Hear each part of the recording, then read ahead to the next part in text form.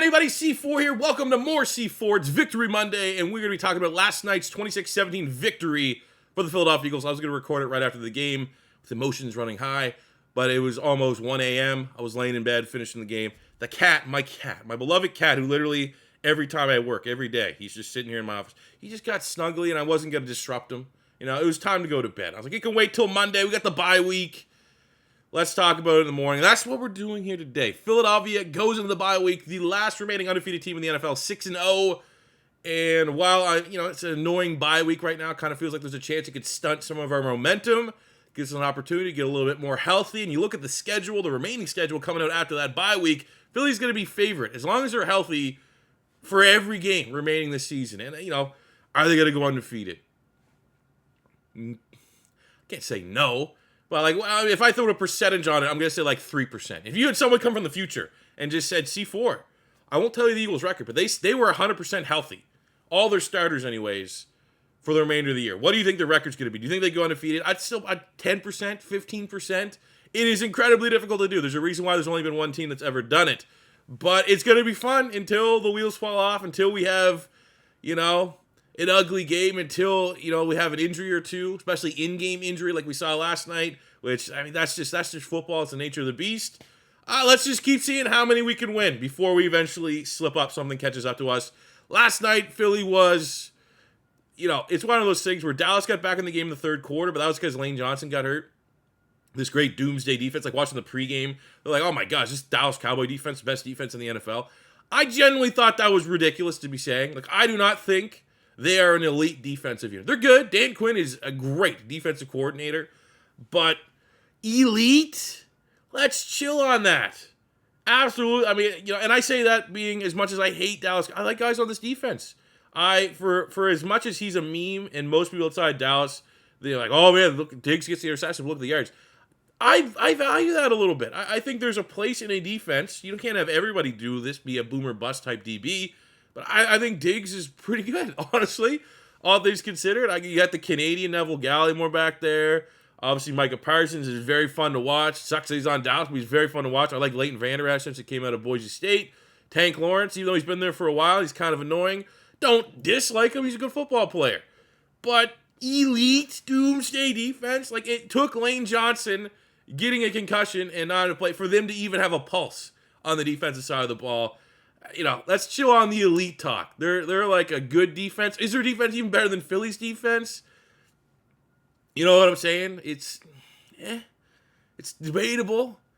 So this was a matchup I firmly expected Philly to win. Obviously things got a little bit murky there when Lane Johnson went down, and I'm not gonna rely on that excuse that Lane Johnson got hurt. It's the same thing as if we had Dak, we would have played better. Dak wouldn't have had 3 picks. Yeah, probably. Same we said, if we didn't lose Lane Johnson, I don't think your defense gets back in that game.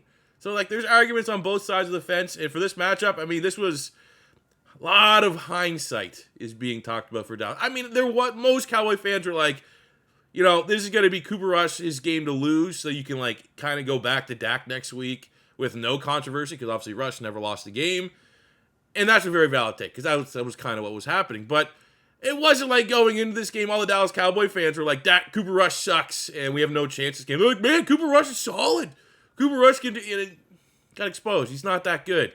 A lot of hindsight there, though. There's a lot of people that were pro Cooper Rush before this game, and now it's like, well, he's a backup right after the game, which is pretty convenient, but it's the nature of the beast. I do think Dallas's running offense, I thought their offensive line played pretty well. I thought Kellen Moore called a pretty good game. It got predictable. I remember Ben Solak, who's a great, I don't know if he's not an Eagles-specific guy anymore, but he's basically saying that when Jordan Davis would come in, Eagles were kind of telling their hand what kind of defense that they were going to be running, and versus when Fletcher Cox was in. And it was something I definitely picked up on, because we know Jordan Davis right now as a rookie, they're kind of just all right, you're going to be our run stuffer. And when he's in there, you can't really run the football. He is an absolute monster. Jordan Davis is a beast. But it almost anytime I would see 90 out there on the defensive line for the Philadelphia Eagles, it was they're throwing it. It's a throw. They're not going to run the ball. And it's Philly just was oblivious to Dallas was picking up on this. It'll be something just to watch, man. Just watch. I hope that it's something that Gannon can address and figure out just a little bit. Same with on the offensive side of the ball. We got to figure out better ways to deal with the blitz. Other teams blitz us, and Jalen Hurts Jalen Hurts is processing a lot better this year. That was a weakness that's kind of became a strength as he's broke out a little bit. But he's still, if you blitz him, you got to make him make that like hot read real quickly. He still struggles with that. It's still a game, an aspect of his game that needs to get refined and needs to catch up a little bit. But I think if we can figure on the offensive side of the ball how to handle pressure just a little bit better, and it's one of those things where it's like Jalen Hurts is not a quarterback that plays particularly well under duress. If he can't scramble, if he's under duress and has to make a play with his arm, he's not a particularly good quarterback. Luckily, Philly's offensive line doesn't tend to put him in that situation a whole lot. That's why we've had a lot of success. But every now and again, you're going to find a team that can blitz the shit out of you. We need to figure that out. We need to refine that. That'd be like the one thing on the offensive side of the ball I'd like to see refined just a little bit. And on the defensive side of the ball, it's like, let's get a little bit more, I don't want to say experimental. Let's get a little bit more versatility to Jordan Davis' game. Don't have him out there and keep tipping your hand to the opposing team's offense of what we're kind of running. Get Jordan Davis out there, have him blitz, have him try. Jordan Davis is outstanding. Jordan, Fletcher Cox and Javon Hargrave are both set to be free agents. One of them, if not both of them, might not be coming back. Jordan Davis is the future of the defensive tackle position for the Philadelphia Eagles. And while he is still, he's not a project player, but while he's still a player that's getting refined, while he's still a player that he's not going to overtake one of Hargrave or Fletcher Cox, I don't think, this season, or at least at this point in the season. Let's start experimenting a little bit. Let's start using him in a couple different ways here because he's the future. He is the future of this position. He is going to be our next franchise defensive tackle for the next 10, 15 years like Fletcher Cox was. Let's not be as predictable with them. Those would be the two things I kind of want to change going into the bye. But let's break this one down, man. Throw some grades out there. Got ugly. Jalen Hurts went 15 of 25, 155 yards passing, 2 touchdowns, no interceptions. He did get sacked 4 times. He chipped in 9 rushes, 27 yards. I thought that first half, when everything was healthy, Jalen Hurts was doing a decent job. He had one kind of bad throw. I think it was, I don't know if it was to A.J. Brown or not. He had a missed throw here or there. But generally speaking, as a thrower, he was solid. It was a solid game for Jalen Hurts. Wasn't a great game. I thought Dallas did a pretty decent job limiting his scrambling. There was a couple good runs from Jalen Hurts. Obviously, the QB sneaks. That's why the carries to yards aren't super crazy. I love the fact that we can just QB sneak with Jalen Hurts. Now, it's not to say some teams are eventually going to get fed up and kind of play a little bit dirty.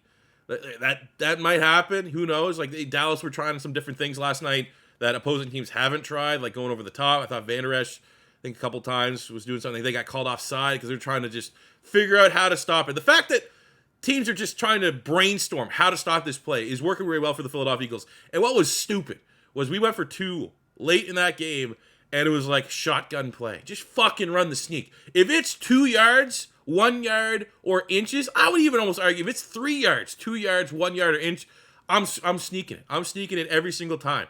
Especially if it's 3rd down, because you got 2 downs to get that. I trust that offensive line. I trust Jalen Hurts. If you give them 2 shots to get 3 yards or under with that sneak, they're going to do it. They're absolutely going to be able to do it. So for Jalen Hurts, I'd give him a B. A solid B here today. I thought both his touchdowns, the touchdown to, he didn't have to do a lot on those touchdowns. The touchdown to A.J. Brown just threw it off. A.J. Brown broke a bunch of tackles. Touchdown to Devontae Smith, he was wide open, just had to make that throw. But also, he didn't put the team really in bad spots. And outside of really, I think there was a fumble issue with him and Kelsey late in the game that luckily we were still able to recover.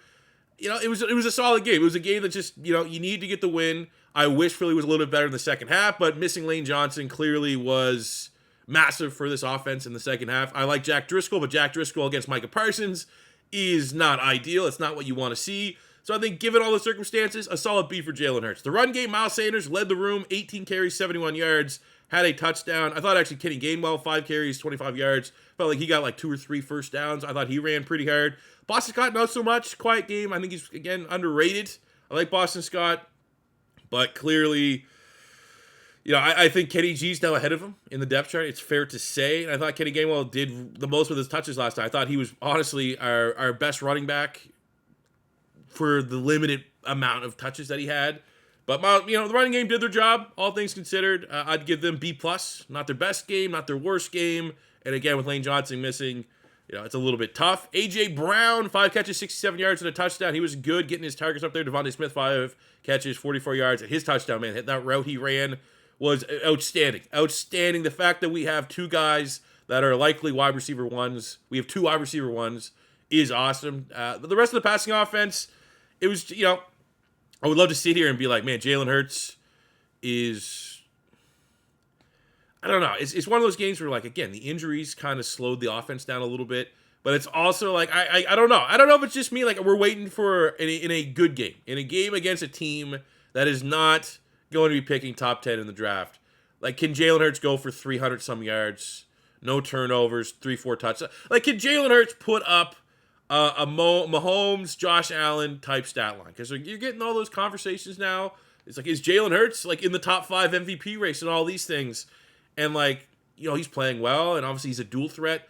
But like, even like, what are you gonna say? Lamar Jackson has those like 350 4-5 touchdown type games every now and again. And I guess we're still kind of waiting for Jalen Hurts to have like that explosion game.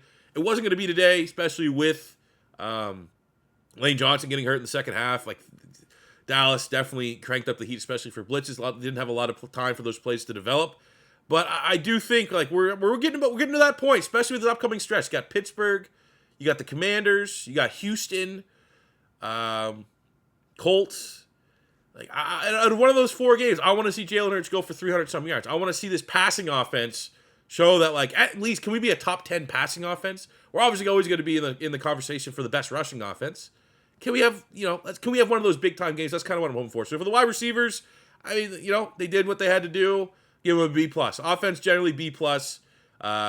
Who knows? This game actually could have been a lot more one-sided if Lane didn't get hurt. We played like we did in the first half. Defensively, again, kind of weird. Was a game where, it was just a tale of the third quarter was not great at all. Thought some of that was the play calling, very soft defense. We just are afraid to blitz for some reason. I don't know why. Like, literally, if you watch Dallas blitz and get after a quarterback and you don't think you have the manpower, the scheme, the versatility to be able to do that to Cooper Rush, it was frustrating. It was a frustrating game at times, but generally speaking, Slay was good, got his pick. Chauncey Gardner-Johnson got 2 interceptions, so he's likely going to continue the streak. 6 straight players of the week. Like, he's probably going to be locked for NFC Defensive Player of the Week this week. I thought Kaiser White was solid. I thought TJ Edwards was okay. He got 20 tackles, but it did feel like they were kind of picking on him in coverage a little bit, especially with the tight ends. I thought Fletcher Cox didn't have a particularly good game. The running offense of Dallas was able to get going, and it did seem like it was when Cox and Hargrave were on the field, which is not something new. Generally speaking, when Jordan Davis isn't on the field, that seems to be when teams want to focus on the run a little bit. James Bradbury gets my game. I'm honestly giving Bradbury the game ball on offense and or defense. He was outstanding.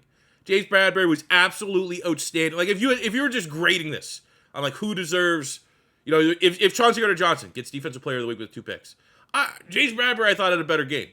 All things considered, James Bradbury was everywhere. He got the assist on one of those interceptions, deflected it. What a signing! I know his age and contracts get a little. He's almost an instant re-sign. He might be the number 1 guy out of all the guys. We got Chauncey Gardner-Johnson, Edwards, Kaiser White, Javon Hargrave, Fletcher Cox are all going to be in contract years. Brandon Graham, I think. Miles Sanders. Out of everyone, the one guy I'm re-signing right now is James Bradbury. He has been that damn good. It was awesome. Absolutely awesome to see. And for my money, I'm giving the defense, I'll give them, again, B+. That the third quarter there was like an F-, which affects the overall grade, but the defense did their job. They're going up against Cooper Rush. We made him look like Cooper Rush when all was said and done. And we're 6-0, man. We're out. It's awesome. It's I don't know if I'm the only one that feels like this. Like, this bye's coming at a bad time. Like, give me, in a perfect world, we got what? The next 3 games are, I could be wrong. I think it's Commanders, not in this order, but Commanders, Steelers, Texans, Colts, or something like that. Like, one of those 4 games, one of those 3 are like in our next 3. Love to play those with this current momentum. And then have our bye when all's said and done. But then again, Lane Johnson, if he's going to be with the concussion protocol and stuff, maybe the bye week's at the right time. Because Lane has been banged up a little bit. You get Avonte Maddox, give him a chance to get fully healthy. Jordan Mailata gets another week, try to get healthy. So maybe it's not the worst thing in the world. But very happy with this game. Let me know what you guys think about it in the comment section below. I wonder how many Dallas Cowboys fans are going to come. I mean, again, it's going to be interesting. If Dak Prescott's in that game, maybe they... one less interception, one more break goes their way. This game's closer. It could be. It's going to be that New Year, their Christmas Eve game is going to be very, very exciting, very, very interesting. A lot of pressure. I think there's a chance that some massive segment of people's Christmases are going to fucking suck. I think like the pressure of that, plus where it's going to be in the season, playoffs implicate. It's going to be an awesome. I can't wait for the rematch. Can't wait to run it back in Jerry World. But that'll do it for me today, guys. Thank you very much for watching. As always, first time stopping by, don't be afraid to hit that subscribe button. We're going to be dropping a video later on in the week, kind of talking about the first half of the season, kind of breaking up the Eagles season in pre-bye, post-bye. So I'll see you guys back here for that one. Thank you very much for watching, and peace out.